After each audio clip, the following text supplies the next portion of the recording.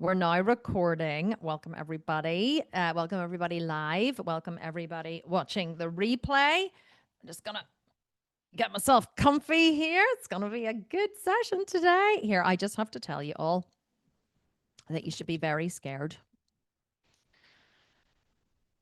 Make you co-host? Yes, I will. Tasha's like, can you make me co-host? Hang on. I'll tell you why you have to be scared once I do that. Make co-host. There she is. That means that she can let everybody in while I'm doing my thing. So, why do you all need to be very scared? Because I just recorded week 4, day 3, and I really felt genuinely sick afterwards. I actually sat here for about 45 minutes and I had to have another meeting, and Tasha kept saying, do you want some lunch? And I was like, no, I don't want anything. I was so shell shocked afterwards. I just thought, I don't know what I was thinking. So you can lodge that one in your memory bank for week 4, day 3. It's a killer. So yeah, you're welcome. I'm not going to give you any more details than that. I'll tell you, you're probably going to die, but that's okay. You're either going to die or you're going to have amazing glutes. And if you die, you'll have amazing glutes while you die. And then they'll say, here, she died during ButtCamp, but didn't she have an absolutely sensational ass? So hopefully that's what they're going to put on my gravestone. Here lies Kim Constable. She had a great ass. Okay, let's get started with the questions. We have Valerie, the beautiful Valerie Fauvier, is asking the first question. She says, hi, Kim. I am hungry for even a taste of the group Zoom call this week, which was not recorded. I didn't know what she was going to say there. Hungry for a taste. Would it be possible to simply make a YouTube video covering all your answers to the questions from that Q&A, as if you have so much extra time? Thank you for your consideration. Okay, it's not really a question, it's just a request. Valerie, I'm really sorry. I'm really sorry, but no, I can't. And I have to honestly tell you why. Because I was laughing at everybody in the group, asking, is there no cardio? There are no new cardio sessions this week. And I was like, are they trying to kill me? You've no idea how much I'm recording at the minute, because I have to get all the workouts pre-recorded so that the editing team can edit them and put on the previews and the timers and all that kind of stuff. And so at the minute, I'm kind of doing about 2 a day. And the 2 workouts a day, as well as trying to run the company and do the Zoom calls on a Monday and a Tuesday and grow everything that we're growing. And I'm also trying to finish this recording so I can record the next challenge, which we are going to be running in the Sculpt and Menopause app. And exciting news, I'm going to run for the first time ever a challenge in the app and outside the app. So for those of you who are not in the app and don't want to join the app, you can join the next challenge, which is going to be arms, abs, and glutes. I'm so excited about it. So I need to finish ButtCamp so I can get on to arms, abs, and glutes, because I know that you're all going to be asking straight afterwards, what's next? What can we do next? And if I don't have something for you to go into, then you're going to be upset. So it's going to be arms, abs, and glutes training 4 days a week. The 5th day is going to be abs only.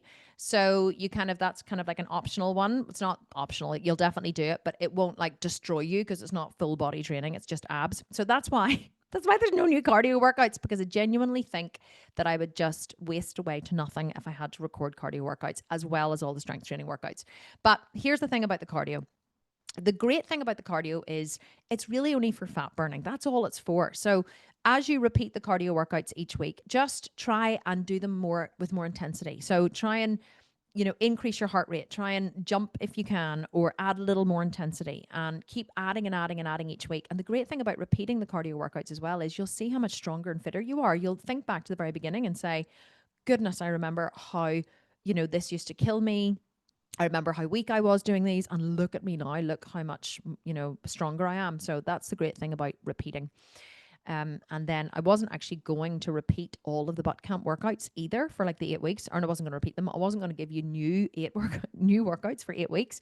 I was actually going to record 4 weeks. In fact, in the beginning, I was going to record 2 weeks and then just repeat the 2 weeks in 4 sessions. And then I thought, I'll do 4 weeks and I'll repeat the 4 weeks. But then I thought, you know what? I can't, and I need to keep progressing. So I'm just going to record a full 8 weeks. So that's why you're not getting new cardio workouts. Sorry, not sorry. Right, let's go. What else? Stephanie Cloud. She says, I'm asking the same question as I asked last week because I wasn't able to join. And then there was obviously no recording. She says, I measured my TDEE and it's 1,250 calories. If I start on 1,500 calories as per the meal plans, is this detrimental if my goal is fat loss? Would I need to do extra cardio? I'm 60 kilograms, 5'3", age 46, on HRT, struggling to lose any fat as I've been gaining the last 4 years. I've never calorie counted, so maybe this was my issue. Love to work out as part of my life, but so hard to shift any fat. Looking forward to starting a new regime on Monday. Okay, so this is a great question. I did go into it extensively last week. It was a kind of common question that came up, but I'm happy to go over it again for those of you who didn't get to hear the answer last week. So the first thing I would say, Stephanie, is if you're not used to counting calories, going on to a calorie and macro counter on the a website on Google and getting your information from there and then measuring that against this program is kind of futile, if you like. And I understand why you would do it. It does happen all the time, but people take information very literally and they don't take into account the bigger picture. So let me explain what I mean by that. It's very easy whenever you first start a new training program and you become super interested in calories and macros and training, and you start to learn what your total daily energy expenditure is, what your basal metabolic rate is, what, how you burn calories and all that kind of stuff. It's very easy to get sucked into learning about that, which I think is wonderful. I think everybody should learn about that. But I think sometimes what happens is, I'm not saying this is you, but this is just a general answer. People then take their very limited data and then apply that into something like ButtCamp and then start to freak out because it's different than the data that Google gave them. Not understanding that ButtCamp has been created by a seasoned stage athlete and coach who has created hundreds of programs over the last 10 years and transformed the bodies of hundreds of thousands of women. And so the programs that I create don't go on single sets of data. They don't go, okay, so we'll go on 1,500 calories with this amount of cardio and this amount of training, and we'll hope for the best. I look at every program and I say, okay, how long is the program? Okay, this one's 8 weeks. And then that shapes the calorie and that shapes the calorie count and the calorie drop. Then I look at what are they going to stick to? What's all of the data and all of the learning that I've gathered from 10 years of running this company? And how can I create a meal plan that I know that 99% of people who follow it are going to stick to? So the meal plans that you guys are all saying are the best meal plans that we've ever created are a result of 10 years of creating meal plans for hundreds of thousands of women. And in the beginning, I used to create meal plans that I loved. Okay. I do not have a sweet tooth. So if you gave me a waffle for breakfast, I would be horrified. I would never, not never. Sometimes I eat oatmeal in the morning with protein powder in it, but I put the protein powder in it under sufferance. If my oatmeal tastes remotely sweet in the morning, I'm horrified. I put like vegan butter in my oatmeal in the morning. So I love vegan butter and sometimes like a little tiny bit of sugar, but I used to put salt on my oatmeal. So I love savory things. And so all the meal plans that I used to make over the years were all filled with the foods that I like to eat. And I just assumed everyone would be the same.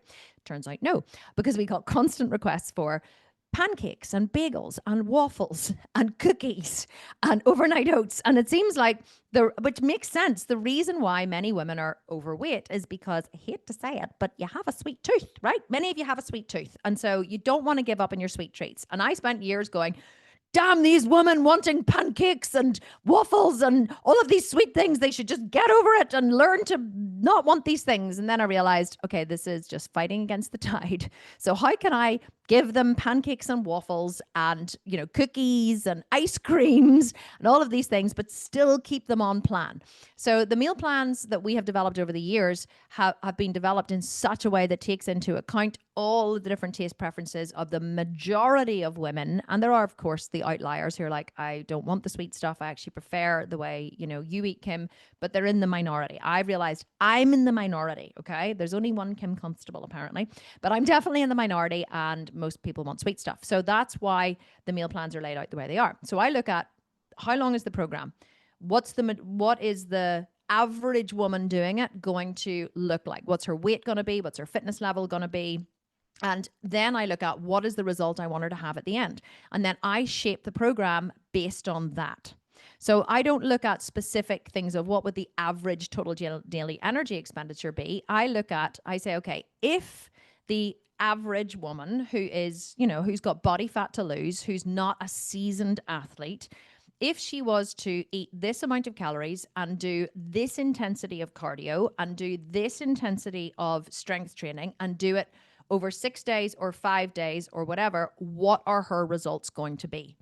And so I know that a generic plan will work for 99.9% of women. How do I know? Because I've sold hundreds of thousands of programs over 10 years. And whenever they're followed, they work for all of these women. I also have been prepping my own body for the stage for many years, and as well as working with other seasoned athletes and prep coaches. So it's very easy to look at this program and think that it's generic. And of course, all of us are special, right?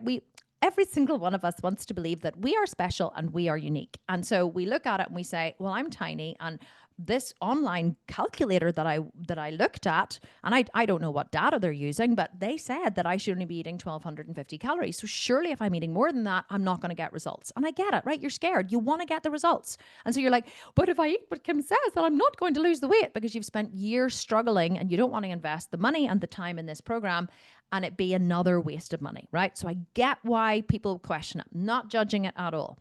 But what I want you to what I'm encouraging everybody questioning it and kind of diving into the nitty gritty detail, what I'm encouraging you to do is simply to trust and follow the plan.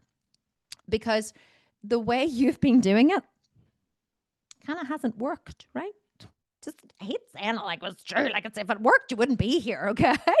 So I always say to people, like, what's the downside to just trying it my way? Like, it's only 8 weeks. Like, what's the downside of just saying, Kim's put all of the thought and effort into this for me. She's obviously got results for thousands of women. They're all over her website. They're all over Google. They're all over the internet. She kind of probably knows what she's talking about. So what if I just consider for a minute that I'm not special and I'm not unique, and I'm kind of probably like 99% of the women in the world? Believe it or not, we all are very similar as human beings.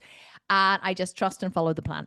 So that is what I recommend that everybody does, because to get into the science of it, just to explain it to you, the reason why, even if Google says, and by the way, the online calculators that you use, you don't know what activity factor they're using. You don't know if they're using the Catch-McCardle method or they're using a different method. You don't know what method they are using to determine your basal metabolic rate, because even that is not a science. That is just them guessing. Like, you're maybe saying that you're moderately active, which is, giving you your activity factor. It was giving you your total daily energy expenditure, but you don't know what calculation they've used for moderately active. Do you multiply your BMR by 1.2, 1.25, 1.3, 1.375, 1.5?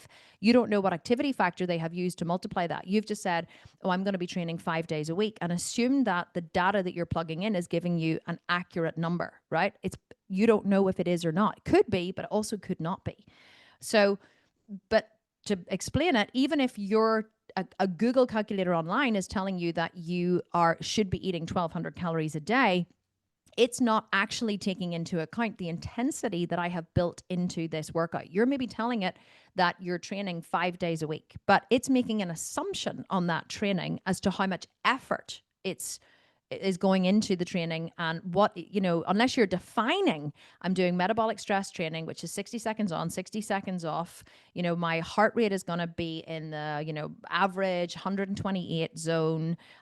Unless you're inputting all of this data and really getting a precise number, it actually you're just like throwing shit against a wall and hoping that it sticks, right? And hoping that the number that you get back is accurate. More often than not, it's not accurate. So even if your number was 1,200 calories, with the intensity with which you're doing cardio, with the intensity with which you're doing the strength workouts, and with the food that we have you eating, which is very, very, very precise in how we have calculated it. People are eating free foods this time, but this time we've actually calculated everything into the macros rather than just the major macro groups, which is what I usually use to calculate. I don't usually calculate or add any of the little extras. I don't normally even put those into the meal plans, but I did this time. So the numbers are very precise.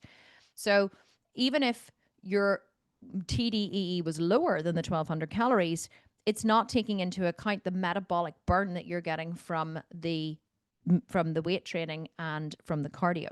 So if you're doing your cardio with intensity, if you're doing the weight training with intensity, And if you are following the meal plan precisely, it's pushing you far deeper into a calorie deficit than 1,500 calories. 1,500 calories is just a calorie deficit for most people. The other thing is it depends on how much muscle you have. Like if you have zero muscle, then yes, 1,500 calories might be over your total daily energy expenditure. But if you have some muscle in your body or you've been training for any length of time, you may find that your metabolism is actually slightly higher even than the macro calculator has told you online. So none of these factors really matter unless you are a seasoned athlete who is completely dialed in on every single part of their nutrition and training, tracking everything from their sleep to their cycle, to their body temperature, to their daily macros and calories, to their heart rate, to, like their resting heart rate. Unless you have everything dialed in, none of those numbers that you see on Google matter. What matters is, are you consistently doing the training and keeping your metabolic burn high? Are you consistently doing the cardio and pushing your heart rate as high as you can? Are you dripping with sweat at the end of the cardio? If you're not working intensely enough. Unless you're in a freezing cold country, if you're not sweaty and out of breath at the end of the cardio sessions, you're not working hard enough. Work harder. So as long as you have all of those things dialed in consistently and you follow the meal plan consistently over 8 weeks with how I ramp up the intensity, and believe me, you've only just started week 2. You don't even know what's in store for you in week 3 and 4. So with the training, I am increasing the intensity of the training each and every week. So your body will not have a chance to adapt. It's not like, oh, this was good, I got a week over, this is what I should expect week on week. Absolutely not. As you get stronger, I am going to be increasing the intensity of the strength workouts week on week. So you're going to be building more muscle and burning more fat every single week, which again, so as your calories drop, so here's how it goes, right? Calories drop and exercise intensity increases. That keeps the metabolism roaring along and burning fat. So honestly, and I know I went quite long into this answer, but I think it's important because it is something that happens all the time. People buy the program and then they start inputting all the calories into MyFitnessPal and they start looking online calculators and basically they're just afraid this might not work for me. And so they go and ask Google for an answer as to why it might not work for them. And then they just focus on that rather than just focusing all of that energy and attention into pushing harder in their workouts, making sure their meals are all prepped and sorted in the meal plan.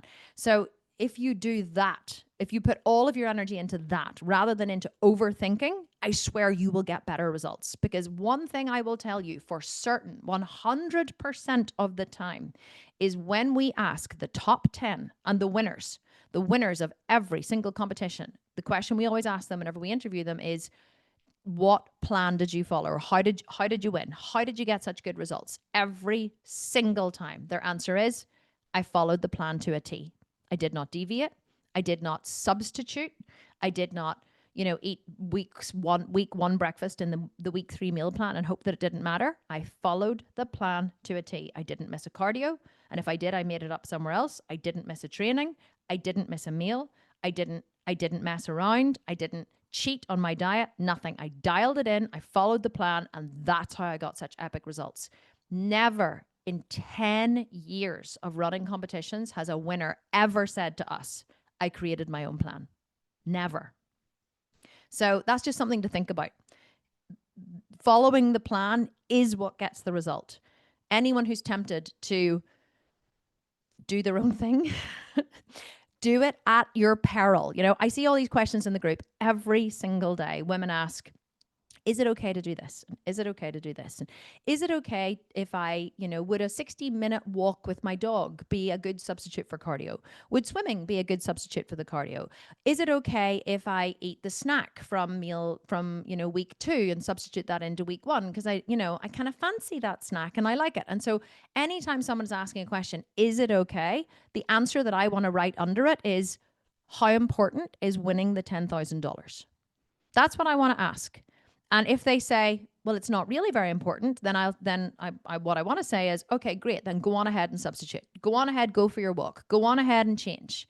Because I know for me, if I was in this to win $10,000, and let me tell you, I'd love to win $10,000 and I'm rich. So it's like, if I had a chance of winning $10,000, is it okay to wouldn't feature in my repertoire ever? I wouldn't ask the question. Because I would assume that the question is, if you want to win the $10,000, the answer is no. Now, I understand if someone has an allergy and they can't eat something. So let's say you're allergic to something and you can't eat the meal plan, then of course you need to substitute. I get it. But I would be substituting exact like for like macros. But I have designed this program to get you the best results. Believe me, if I thought that doing 2 hours cardio a day would get you better results than what I have devised, I would have no fear in getting you to do 2 hours cardio a day. Anyone here who's done challenges with me in the past, which many of you have, will know. In many of them, there were 2 hours cardio a day. In fact, I would say in most of them, there was 2 hours cardio a day. 2 hours cardio on top of your training, 7 days a week. So I'm not afraid to make people work hard if I think it's going to get better results. But I've devised a training that will actually get you better results than doing 2 hours cardio a day. So if going for a walk with your dog for 60 minutes was a better option than doing the cardio with me, I would have made you do it. But I've devised this to get you the best possible results in the shortest amount of time. So if you're tempted to ask, is this a good substitute for? First ask yourself, how much do I want to win the $10,000? If the answer is, I want to win one of the big cash prizes, we have $30,000 of prize money. So whether you come first, second, third, fourth, fifth, sixth, seventh, eighth, ninth, 10th, you're going to win some money. So ask yourself, how important is it for me to win a cash prize? If the answer is extremely important, I'm in it to win it, don't ask the question. Just do the cardio that's in the plan. If you're like, it's not, I mean, it would be nice, but I don't really mind so much, then you take your dog and you fucking walk the legs off him and off you go for your 60-second walk. No problem at all. That's all. And there's no judgment in what I'm saying, by the way, but that's always what I want to ask whenever I see people in the group asking, is it okay to do this instead of this? The question I want to ask, in fact, I might start asking it after this now. You're all in for it, right? Kim's going to be saying, how important is it for you to win the big cash prize? And that's, again, I'm making it sound as if like I'm judging. I'm like, these people shouldn't be doing this. Not at all. I actually am just gathering more data, but I haven't asked it because I don't want people to think I'm being facetious or like punishing. I'm totally not. But my answer will be from now on, how important is it for you to win one of the cash prizes? Well, it's really important. Then don't change it. Okay, it's not really that important. Great. Off you go for a walk with your dog. That's what would frame my answer. The training I've created is the most effective way to build muscle and burn fat. And that's what we're looking for. We're looking for biggest transformation. That's what the judges are looking for in the competition. We want to see the person who's made the biggest transformation in their musculature, in their glutes, in their body shape. It doesn't necessarily mean just burning fat. There'll be a lot of lean girls on here who don't have a lot of fat to lose. But that's great because then we can see the muscle that you'll build in your upper body, the muscle you'll build in your shoulders, the muscle you'll build in your glutes. Biggest transformation does not mean biggest fat loss. But even if you have a minimal amount of fat loss, then you're going to show a completely different body at the end. So just consider that whenever you are thinking about asking, can I change the program? Because the answer is always, well, how much do you want to win? And if the answer is not very much, then you rock on and change it. Okay. Karen Cowley is asking the same question, daily calories for weight. So I'm not even going to answer it because it's the same question I've just answered. Well, I have kind of answered it. I don't want you to think I'm not answering.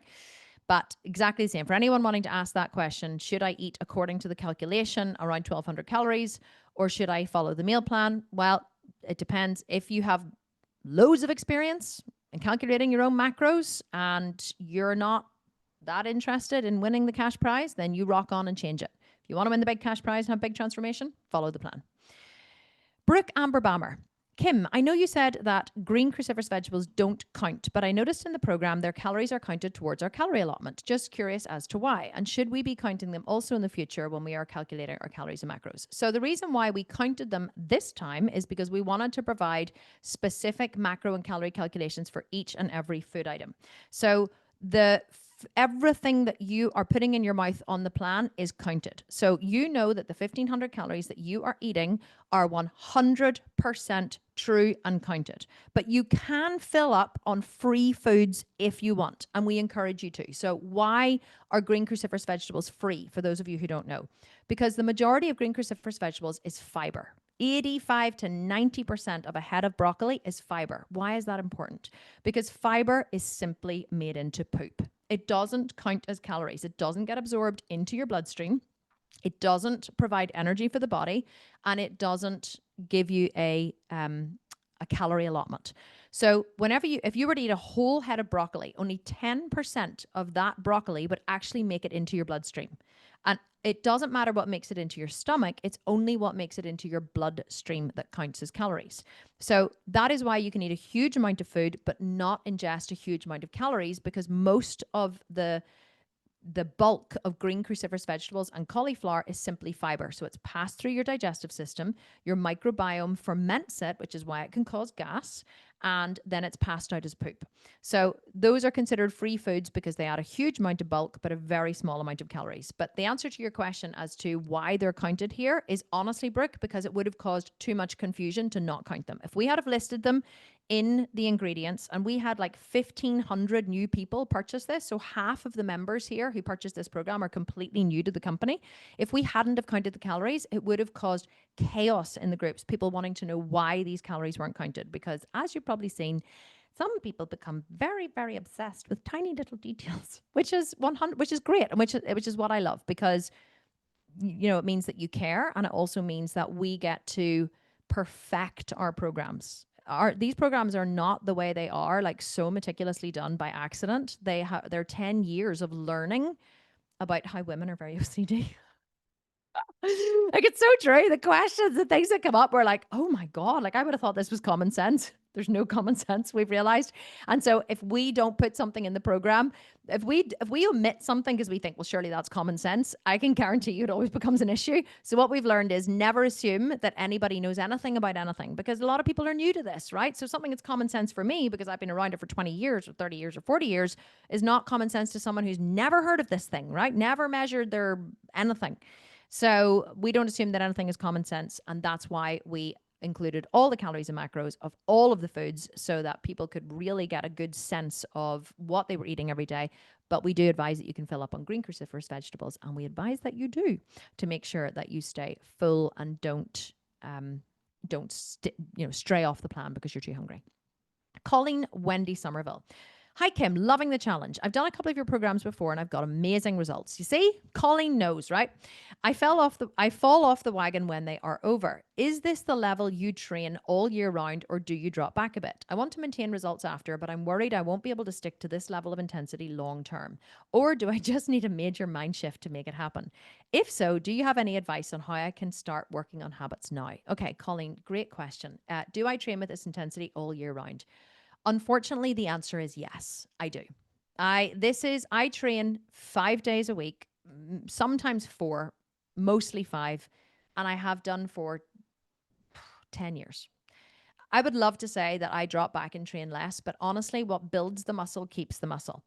And because these workouts are really only 35 minutes, a couple of ones I did today were only 30 minutes. And so they're 35 minutes long. I know with me talking at the start and the end, they look longer, but they are 35 minutes. It's really not a long amount of time to work. And it depends on what you want. Now, could you drop back to 3 days a week? Well, there's a lot of people say that as long as you're training intensely, 3 days a week is absolutely fine to build muscle. But I've never wanted to take the chance, because it took me so long to build my body that I don't want to drop back to 3 days a week and risk losing it all. And in fact, that's a lie. I did drop back to 3 days a week whenever I started riding horses semi-professionally again, which was in 2021. And I dropped back to about 3 days a week training there. And I dropped an incredible amount of muscle. Like, I lost an insane amount of muscle. And the 3 days that I was training, I was still training very hard, but I did lose a huge amount of muscle. So what I would say is, in order to keep these results that you get, and in order to keep changing and building your body, you do need to commit to about 4 days a week. 4 days a week minimum is what I would say. And that's what a lot of the workouts are in the Sculpted Menopause app. They're 4 days a week, because that is what it takes to maintain a good, strong, muscular body, lean and muscular body, and maintain a good amount of strength. So I don't know if that's what you want to hear or you don't want to hear, but you do have to kind of make strength training part of your life. I would guess that most people here would spend 30 minutes a day surfing social media. I think if you set a timer on every time you pulled your phone out and did a doom scroll through your phone, even if it's just like an extra 5 minutes sitting in your car, if it's 10 minutes in bed in the morning, I think if you started setting a timer and looking at the amount of time you spend on social media or chatting to someone on the phone, and relationships are important. I'm not saying they're not, but there's a lot of times in the day that we spend doing mindless stuff that eats into our time. And then we say that we don't have enough time to exercise, right? We don't have 35 minutes 4 times a week to exercise when there's 7 days in a week. So there's even if you don't have time during the week, you could exercise on a Saturday and a Sunday. So I don't really, I guess, what I was going to say, I don't subscribe to people who say they don't have time. I think that we make time for what's important to us. Saying I don't have time puts you into a victim mentality. We all have the same amount of time. How we choose to spend our time is an expression of our values. Now you can say, I want, like we always talk about, I want it. So a lot of people want to be fit. It's like, I really want it. I want it enough to do it. But whenever push comes to shove and they actually have to show up 4 days a week and strength train with this level of intensity, they don't want to do it because it's hard, right? And it requires them to maybe sacrifice something else.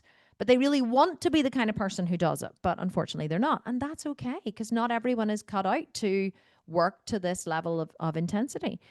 But what I will say is, as you get stronger and fitter, and as you start to really change your body and love what you see in the mirror, you're kind of driven to keep it. Like, you don't want to lose it. That is one thing I will say. Anytime I ever think about, oh, maybe I don't want to train today, or I can't be bothered, all I have to do is like strip off my clothes and look in the mirror, and I look at my body, which I love. I love my body. Like, how many women can actually genuinely say that when they look in the mirror, they love their body? But I love my body. And I don't want to lose this thing that I love. So you're actually much more driven to keep something that you have already earned than you are to go after something that you don't have. They did this whole study recently where they gave people, I think it was like $100. They gave everybody $100 bill. And then they went to them and they said, okay, you have the chance to turn that 100 into $1,000. But there's a 50% chance that you might lose the 100. What do you want to do? Like, it's a 50-50 chance that it was like picking something out of a box, right? If you turn over the right card, you'll get $1,000. But if you turn over the wrong card, you'll lose the 100. Do you know 80% of people chose to keep the $100 rather than risk losing it for 1,000? And that says a lot about human mentality. That says a lot about us. We're very driven to keep something that we have than to risk it for more. And that's why a lot of us stay unfit. That's why a lot of us stay comfortable. We actually don't like how we look, and we don't like how we feel, and we want things to be different. But whenever we have to push ourselves into the unknown of like following this crazy bitch on the Sculpted Vegan program who's told me to eat all these calories and do all this training, and like, I don't know, and this is a risk, and I don't know what's going to happen at the end of it, and I'm like, what if I put in all this effort and I don't get the results? And so whenever then we weigh up this risk of like spending the $97 and investing all this time and not getting the result, a lot of times people choose just to stay overweight and unhappy, because believe it or not, that is actually more comfortable than the 8 weeks of risk, financial and physical risk, that they need to undertake for this experiment to see are they going to have a different body at the end. It's why a lot of us just stay stuck. So, but once you're there, once you overcome the risk and you start doing hard things every day becomes what you do and who you are. And so not doing the hard thing is actually harder than doing it. Not training, for me, the feeling of not training and of losing everything I've worked for is so much harder for me than getting my ass into that studio, picking up a couple of dumbbells and getting going with it. And the other thing you have to remember is I actually have to teach while I'm doing it. So it's almost like double the effort. If I could just go in there and, and look sloppy and just, no one was watching me and train, it would be so much easier.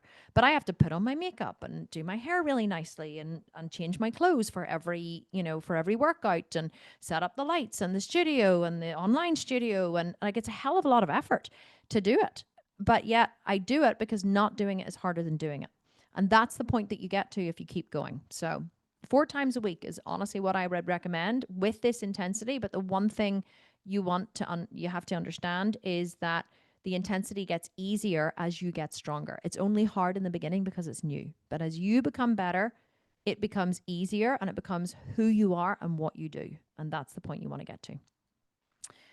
Laurie's laughing about. Can you please explain the difference between a salutation and a burpee? Yeah. So salutations, they're, it's just an energetic salutation. I thought that was obvious. There's regular salutations and there's salutations that are slightly more energetic, Laurie. And that's all I'm going to say about that. They may feature again, these energetic salutations, in future workouts. You're just going to have to wait and see. Okay, let me see what else we've got. Rachel Evans. So for the challenge, we're working glutes 6 days a week to gain and grow them. After the challenge is completed, how often should we train glutes to maximize what we've gained? So if you want to keep building your glutes and maximize them, Rachel, I would recommend 3 times a week.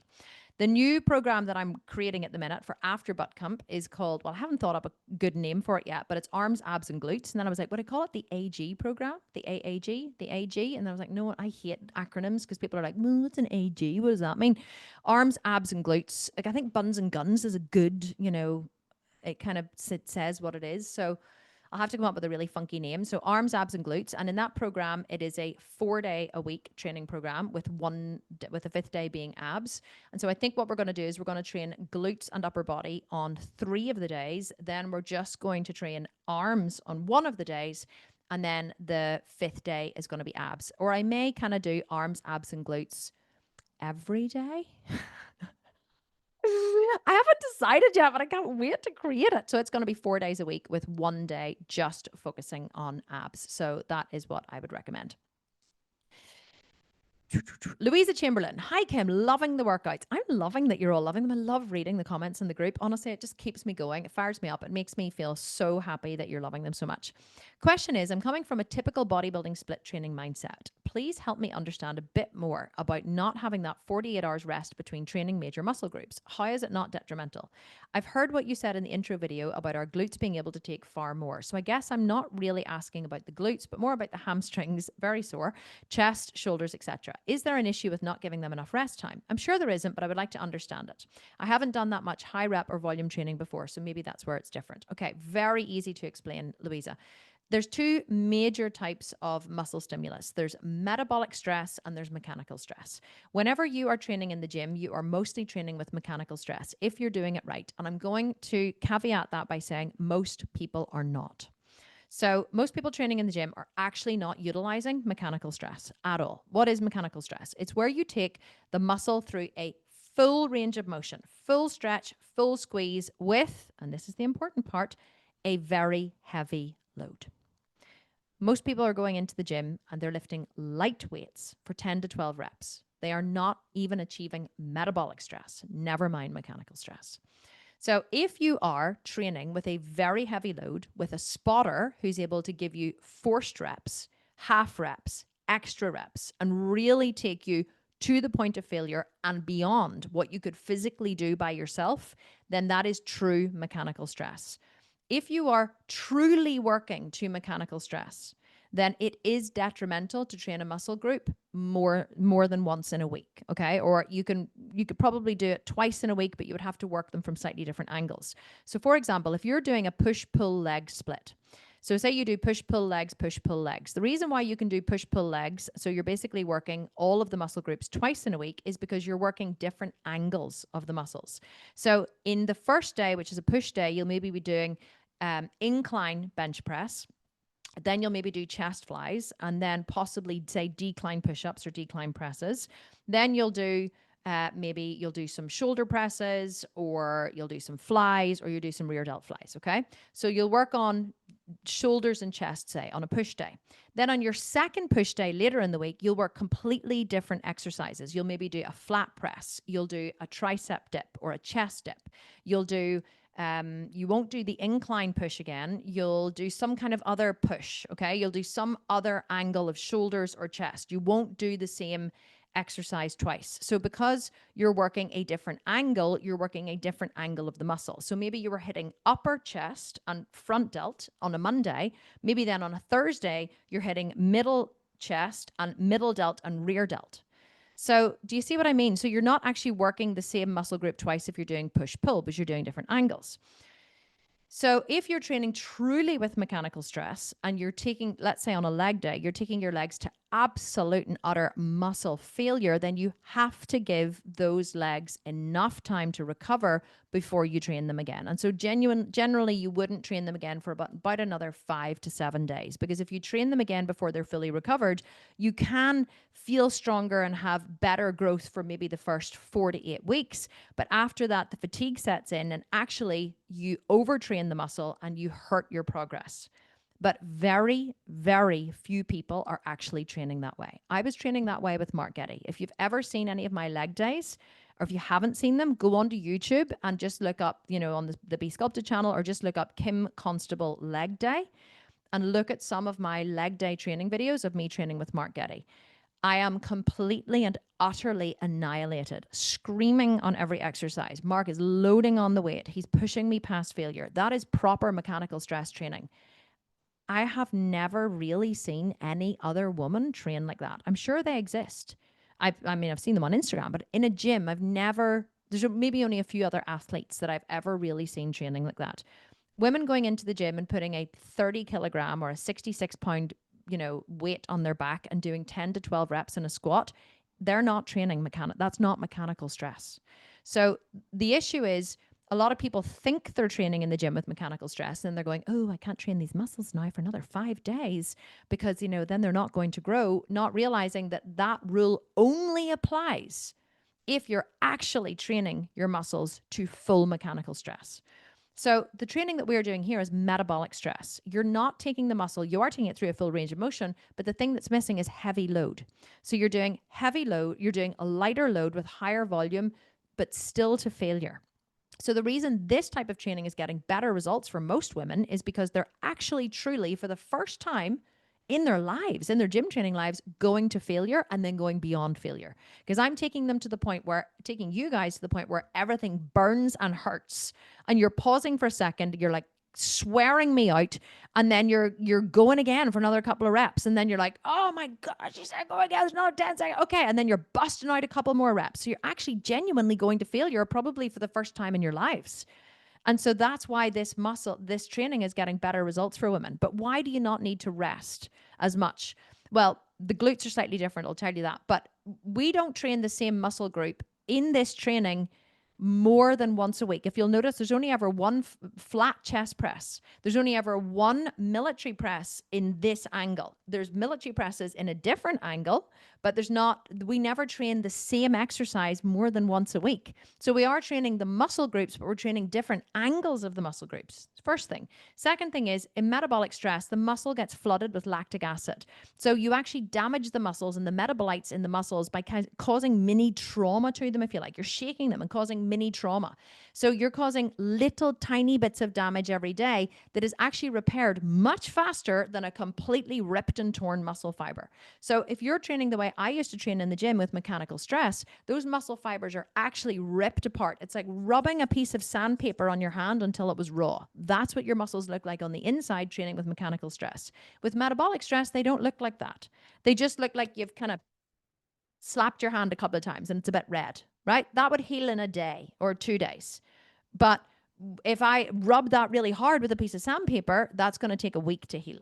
That's the difference between metabolic and mechanical stress. But let me just tell you about the glutes quickly.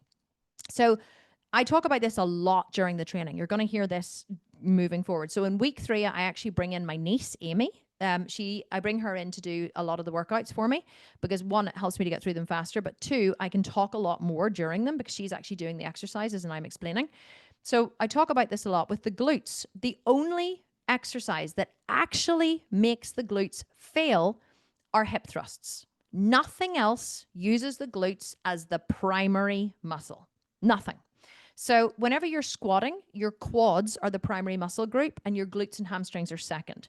Whenever you're doing dumbbell deadlifts or Romanian deadlifts or hamstring work, your glutes are working, but your hamstrings are the primary muscle group. Why is this important? Because in a squat, even though the glutes are being stimulated, they are not stimulated to the point of failure. Your quads will fail before your glutes do. So your quads will give out and you will have to stop long before your glutes ever reach failure. So they're being stimulated, but not to failure. In hamstrings, it's the same. Your hamstrings give out before your glutes do, so that your glutes are being stimulated, but not to failure. So your glutes are being stimulated to failure, which is good, which is what we want in the hip thrusts, but then stimulated, but not to failure in the squats or the lunges, stimulated, but not to failure in the hamstring work, stimulated, but not to failure in the lateral work. So well, it's actually the glute med is more being stimulated in the lateral work. So it's very, very difficult to stimulate the upper and lower portion of the gluteus maximus with squats, lunges, and deadlifts. That's why we do them all the fucking time, because your glutes are working as a secondary muscle group, not the primary muscle group. So you have to stimulate in order to put sufficient load on them to make them grow. That is the mistake that most people are making in the gym. They're doing one leg day and they're saying, oh, I'm squatting to grow my glutes. Yes, squatting does grow your glutes, but it doesn't push them to failure. So you're never going to be able to grow them as much as they are capable of growing if you're not hitting them from different angles with different exercises every single day. It has to be 3 days a week. 3 days a week, heavy loads to failure in order to grow and maximize the glutes. And honestly, see, this time next year, I'm going to have the biggest ass you have ever seen in your entire life, because I'm going to continue to grow my glutes. I'm so excited about literally just focusing on my glutes in a way that I never have before. And I am going to have, by the time I'm 50, I'm going to have the biggest butt you've ever seen in your life. They're going to say, there's that billionaire with the big butt. That's going to be like a goal of mine now. I always said I want to be a billionaire by the time I'm 50. They're going to say, there's that billionaire with the really big butt, right? That's what I'm going to be known as globally. So you can all check back in a few years and see, did I get to 1 billion, and do I actually have a butt? Okay, let's move on. Christine Sacchetti, loving the workouts. What made you lengthen the rest period between the strength sets? I'm just curious. So I lengthened the rest period, Christine, because I want to add in supersets now. So if you add in supersets, you can't have a superset that one part is 60 seconds and one part is 45 seconds. So what you'll find now as the training goes on, I didn't really lengthen the rest periods. I actually lengthened the working periods. So it's easy to think that the rest periods are lengthened. They're not. The working periods are lengthened. As we move through the program, and once you get to week 4, you will realize everything is a superset. There's no single exercises anymore. Every single thing becomes a superset. Now, not in legs, but in upper body, right? You'll never do a single set of military presses, then rest for 60 seconds. It'll be military presses and front raises, and then it'll be bent over rows and rear delt fly. So everything is supersetted. So believe me, you are going to wish to God that 60 seconds was longer by the time we progress through the program. So don't think of it as lengthened rest periods. Think of it as lengthened work periods. And believe me, you are going to be very, very thankful of those 60 seconds whenever they come. Gillian Butler, I just want to say how grateful I am for you, Kim. Oh, thank you, Gillian. That is so sweet. You've put an extraordinary amount of work into this program to make sure we can't fail. From making sure we have all of our strength and cardio programs for the week all at once, the detailed menu plans, the Facebook groups, your rules examples laid out so clearly. And this is just like a wee tribute message. This is so lovely. Thank you, Gillian. And then you come with boundless energy and enthusiasm to all our training sessions. You are a marvel. I love you, Gillian. Thank you for that really sweet message. I appreciate it. I hope you can tell how much I love doing this. Like, people always say, you know, follow your passion and whatever. Like, this is like me and my happy place. I am so passionate about people and fitness and strength and muscles, and it's just, and I love nothing more than teaching. It's just what I love to do. It's what I was born to do.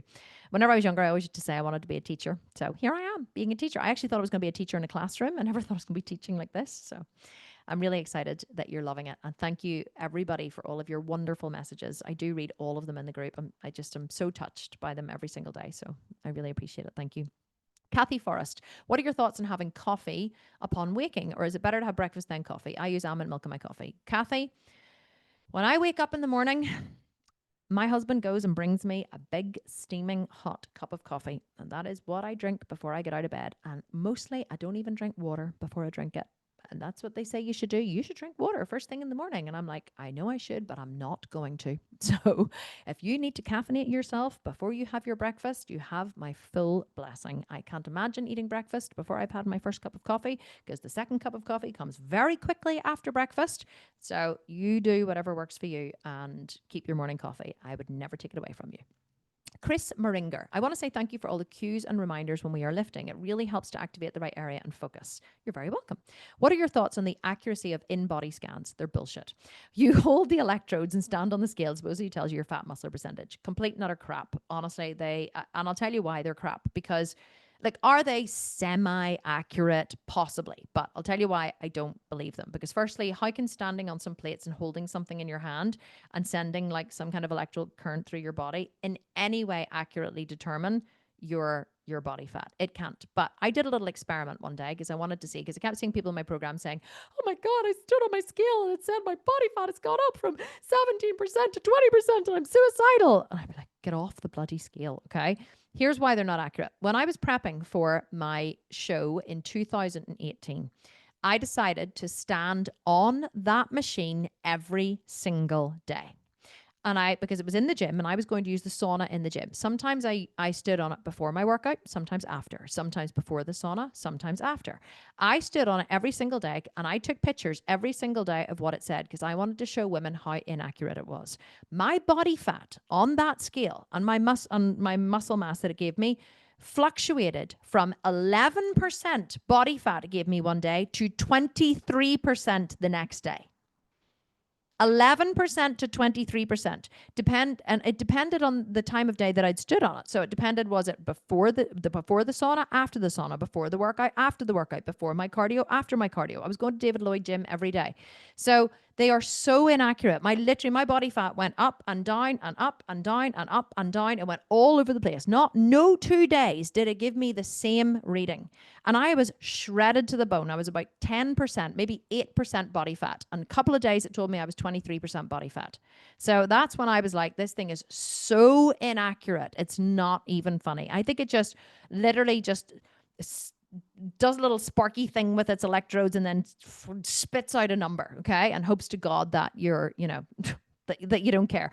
Now, I get them done every year whenever I go to Randox Health. So I go to Randox and get my bloods done twice a year.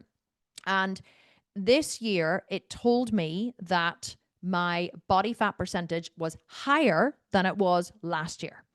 Last year I stood on the scales at 70 kilos. This year I'm 64 kilos. I've lost 6 kilos. I haven't lost any muscle, maybe a slight amount of muscle in my back because I'm not training it as hard, but I am shredded at the minute. I'm about 12% body fat. It told me I had a higher body fat percentage now at 64 kilos than I did the last time I got it done, which had been 6 months previously. And I was like, okay, this is completely inaccurate. There's no way I'm now 20% body fat when it said I was 17% before. So honestly, don't pay any attention to them. Stay off the sad step. It honestly, it is nothing but your gravitational pull towards the earth at a given time or place. It means nothing. Your weight on the scale means nothing. It measures nothing. If you wanted to be lighter on the scale, cut off your arm. Stand on the scale. Boom, you're lighter. Woohoo! We're so happy because now we're, 10 pounds lighter because we cut our arm off. You could decapitate yourself and you'll be lighter on the scale, right? It means nothing. And I know that I say this all the time and women are like, oh, okay, I won't stand on the scale. And then they're just addicted to standing on it every day. I actually did a whole training in this in a previous program, which I think was the 8-week maximum body burn. I'll see if I can find it. I did an entire masterclass on this because what the research shows is that people who are addicted to standing on the scale actually have the same dopamine hits as gamblers. It's exactly, so you are addicted. If you're addicted to the scale, you have exactly the same predications as a gambler. I'll tell you why, because every time you stand on that scale, you get a dopamine hit before you stand on it because you're anticipating the result. You're like, oh, I wonder is it going to be lighter? I wonder is it going to be heavier? And so you play this little game of roulette with yourself as to whether it's going to be lighter or heavier. And mostly it tells you what you don't want to see.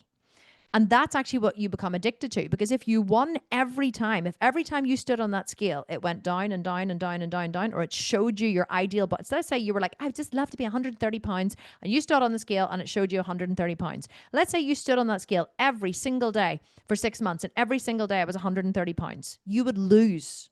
You would lose all interest in standing on the scale. You wouldn't want to do it anymore. Why? Because it would take away all the unpredictability of winning. So whenever you stand on the scale and it shows you what you think you want to see, you feel like you've won. But you can only get the dopamine hit from winning if you continually lose. So what gamblers do, or what, the casinos do, is they let you win occasionally to keep you gambling. So they give you a quick win, and then you lose. Then you get a quick win. Then you lose. Quick win, lose. So ultimately you start here and you end up here. You lose overall, but it gives you these little spikes of winning to keep you addicted. That's exactly what the scale does. So if you have an addictive personality, you're going to become addicted to the scale in the way that a gambler becomes addicted to gambling.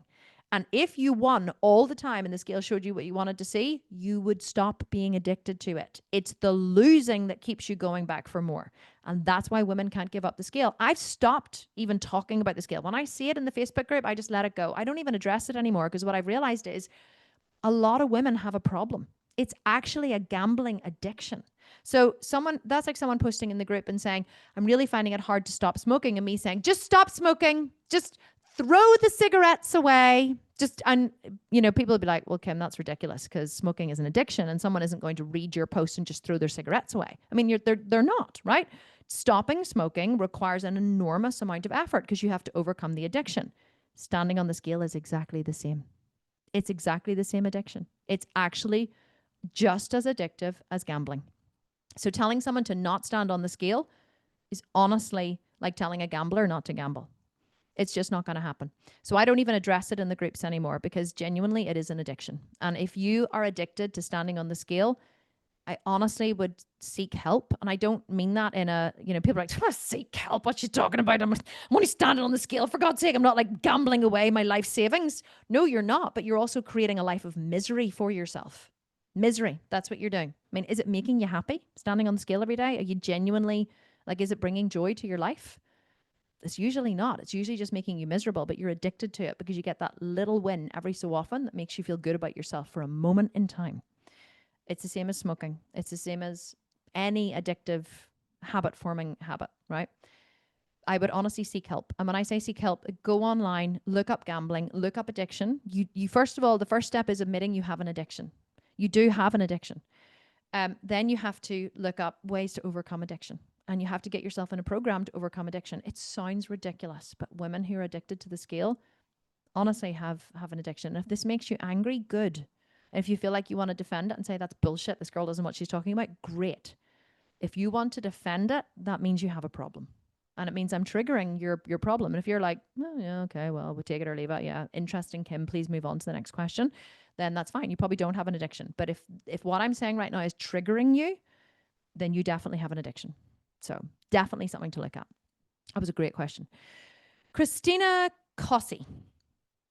My husband wears a glucose monitor and it spikes when he has oatmeal, but it did not spike when I made the protein oat waffles with strawberries from week 1.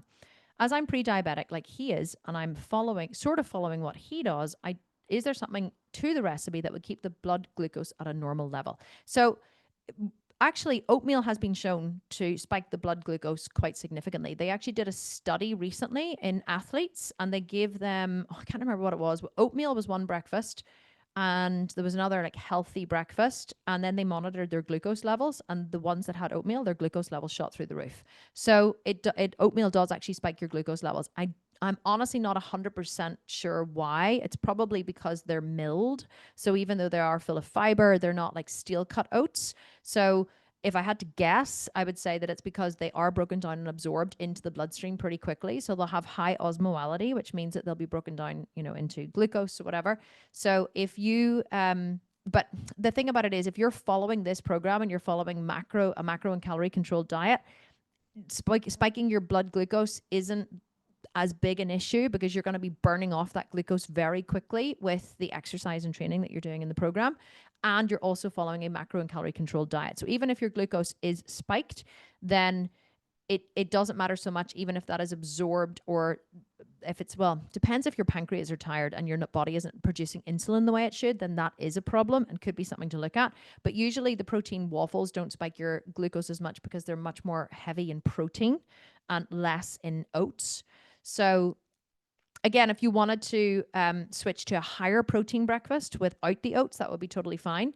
But I would stick with the program and see where you are in 8 weeks. You may find that you come out of the pre-diabetes stage whenever you follow this plan, and the thing about it is, well, with the amount of exercise you're doing, you're actually increasing your glucose uptake significantly with this program. So you may find that it doesn't matter so much, but that's interesting data. Okay, guys, there's only a couple more questions. I'll try and motor through them here. Leslie Nelson, I've never been able to eat a lot first thing in the morning. I know the importance of eating after waking to get my metabolism going. I think the goal is 30 grams of protein within 30 minutes. I struggle to eat all the breakfast in one sitting. Is it okay for me to eat half and then finish the rest in small bits until lunch, or should I be pushing myself to eat all at once? Leslie, honestly, if you watch the video in the welcome video in the hub, the answer is always do what works for you. Eat it all. Eat none of it, eat it later, eat it earlier, eat it in half, eat it in quarters, eat it in teaspoons throughout the day. Doesn't matter. You do what works for you. Do what gives you the most success. Celeste Pinkham, when doing the cardio follow-along video, is it acceptable to work hard enough to sweat, but not have my heart rate in zone 2 for the entire 20 minutes? Yeah, you're never going to have your heart rate in zone 2 for the entire time because you're not moving at a continuous pace. We're ramping it up, bringing it down, ramping it up, bringing it down. As long as you're doing them with as much intensity as you can. That's the goal, okay? Ask yourself, even though it's hard, could I do a full jumping jack here for the full minute? Even though it's hard, could I jump back in this burpee and do a full sun salutation and do a full press up? So you want to ask yourself, could I do more? That's what I'm always asking myself every time I'm training. Could I do more? Could I lift a heavier weight? Could I do a jumping jack for a full minute? Could I do, could I kick my bum and do, knees up with a bit more energy? Could I do more? If the answer is yes, do more. If the answer is no, I'm actually working at capacity today. I'm exhausted. I didn't get much sleep. My body is tired. This is all I can manage. Then that's totally fine. But if you can do more, always do. And as long as you've got a good sweat on, you're totally fine. Joe Price, questions for the live. Alcohol for our refeed, yes or no? Depends how much you want to win the big cash prize. If you want to win the big cash prize, alcohol does not feature. If you're not that fussed on winning it, do what works for you. Number 2, why do some people go back to square one after shreds, and how can we become mentally a person who can keep this up forever? I don't know why people go back to square one. I think it's because they lack a goal. They lack like a next thing to move into. But what I've realized is people have always asked me for maintenance programs. They're always saying, I would love a maintenance program to do after the shred. So I created millions of maintenance programs. I did Extreme Menopause Body Makeover. I did Extreme Body Makeover. I did the Sculpt and Shred. I did the 12-month Sculpted Vegan program. I did the Sculpted Menopause app. I have created more maintenance programs than you have had hot dinners, and people don't follow them. So here's why I think it is. Because, well, some people do, but the majority don't. Because the challenges work because you have a start and an end. There's also a big cash prize, so that's really good to keep you motivated, and there's a lot of group energy.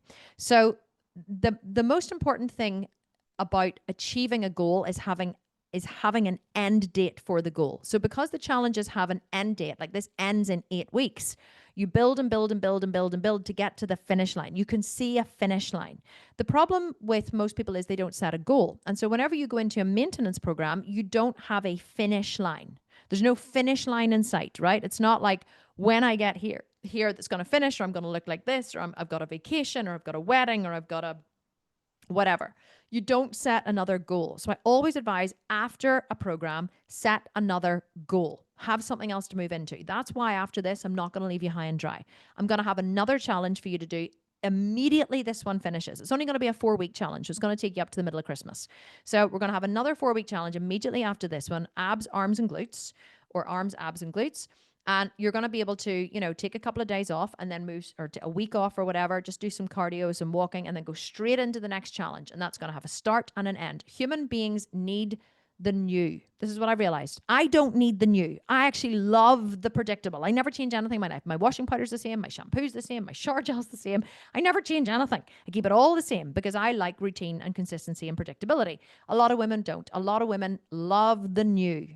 So That's why people fall off the wagon, because they don't have the new shiny thing to move into with it has a start date and an end date. But that ends now. We're going to have the new from here on in. I'm always going to have something for you to move into, even if it kills me to do it. I might die. I'll be sitting here like a skeleton, like this, just like no meat on my bones from constantly doing workouts. And you'll all be fit and gorgeous, and I'll be dead. So that's why people fall off the wagon. Okay, last couple of questions. Nana Money. I know this challenge is designed to push us hard and get us amazing results, but I've struggled with solely slipping back into old habits. So similar question. What mindset tools or practices would you recommend I put in during the challenge? When it's over, I don't lose what I built. There's nothing you can do during the challenge, but what you can do at the end of the challenge is set a new goal. Move into a new program with a new goal, with a defined end date, and that will be the next thing that you will do that will keep you motivated. Question. Emma Cheesh says, oh my God, I thought there was only like another 3 or 4 questions, but it's loading and loading and loading and loading more questions. I think there was like 45. There's no way I'm going to get through them all. I'm really sorry. I started reading this one, so I'll do this one quickly. Emma, oh God, I've lost it now. Emma Cheesh, I'm finding my right glute is activating well, but my left glute is lazy and not kicking in. It does feel sore the next day though. How do I know it's working my left glute? And if my legs are taking over, could they be taking on the load? As I did feel it a lot in the legs in many exercises. So yeah, you will feel it in the legs in most exercises. The only exercise that you will actually genuinely really feel it in the glutes is the hip thrusts. Okay, that's it. You're not really going to feel it in the glutes anywhere else. You're going to feel it more in the quads, in lunges and squats. You're going to feel it more in the hamstrings and dumbbell deadlifts and, in hamstring work. You're not going to feel it in the glutes. So doesn't mean that your glutes are not working. How can you make sure that one is working more than the other? I don't know. I can always feel it in my right glute much more than my left because my right glute is so much more switched on. I just make sure when I'm doing my left glute work or I'm isolating it, that I'm really focusing hard on it, that I'm pushing it back a lot more, that I'm activating it and squeezing it as much as I possibly can. And you just got to hope that it's enough, because honestly, we never really know. You just got to hope that what you're doing is enough. Guys, I'm really sorry. There are so many more questions there that I'm just not going to have a chance to get through. I will try and go back and answer them later on whenever I get a minute, and I'll just answer by typing. But thank you so much for all your questions. I did go on a little bit longer today. I did try to get through as much as possible, but sometimes I need to go on and explain a little bit longer rather than just firing through the questions quickly, because I think that the long answers, I think that they're useful and they give a lot more data to where people are at sometimes, rather than just firing through shorter questions. So hopefully that's okay and you don't mind it. I'm sorry I didn't get to the chat today either, but I loved having each of you here. And now here's the other thing. Any of you who are a member of the Sculpted Menopause app, or Extreme Menopause Body Makeover, we have another call tomorrow at 4 p.m. And I'm going to be taking, it's just a free for all Q&A. So anyone who is a member of the Sculpted Menopause app, and you can even just join the app just to join the Q&As if you want, it's completely up to you. It's only $49 a month. You get the first 7 days free. So you could join that just to get the Q&As for ButtCamp if you wanted. But we have another Q&A tomorrow at 4 p.m, same time as this one. If you want to join and jump in and ask more questions there, that can be anything to do with anything in the app, anything with training, anything with ButtCamp, anything at all. It's just a free for all Q&A.